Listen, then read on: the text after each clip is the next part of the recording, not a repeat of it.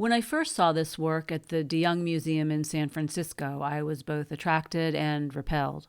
I remember thinking, I hate this. The colors are so intense, shocking even, but with repeated exposure, I not only warmed to them, I came to feel moved by this artist's work, drawn in, which, as I'll come to later, is by design. Interestingly, there's nothing in the work that would inform a viewer of the painter's race, age, or gender. And Richard Mayhew, the artist, liked it that way. In fact, he took pride that an uninformed viewer would simply be met with the work. Born in Amityville, New York in 1924 to parents of both African and Native American descent, Mayhew, as of this recording at 99 years of age, is still creating and refers to his paintings as mindscapes, saying, "I use landscape as a metaphor to express emotion." Riotous color aside, these works can appear deceptively neutral in their subject matter. However, as Mayhew explains, they are anything but. "I'm painting 40 acres and a mule," he says, referring to the land and livestock promised but never given to freed slaves after the Civil War. Historically, U.S. landscape painting implied a divine justification for white conquest, omitting Native Americans and slaves from the narrative. As Mayhew puts it, their blood is in the soil. It was Mayhew's Shinnecock grandmother who instilled in him a deep appreciation for nature, and from a young age he showed an aptitude for painting it.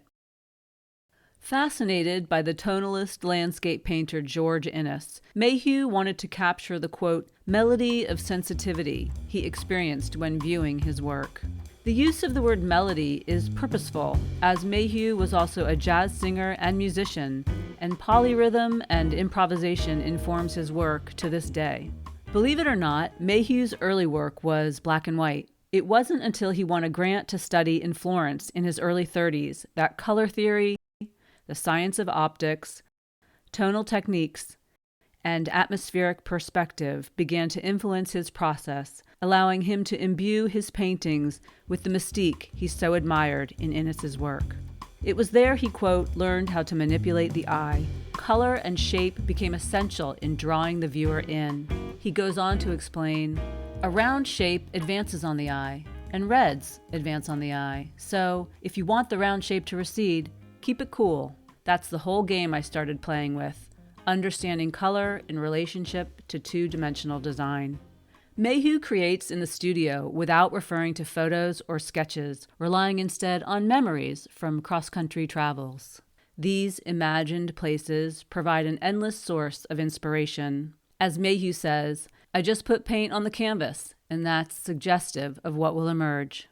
Having come into his own as an artist at a time when the abstract expressionist movement was taking hold, Mayhew resisted full abstraction, continuing to use landscape, shape, and color to evoke feeling. Color is desire, he says, and goes on to ask, what does love look like? What color is it? What does fear look like? What color's fear? All my paintings are based on emotion.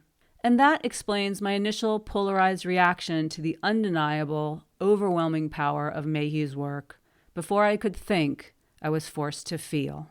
Thanks for listening. Please consider subscribing and sharing. Until next time.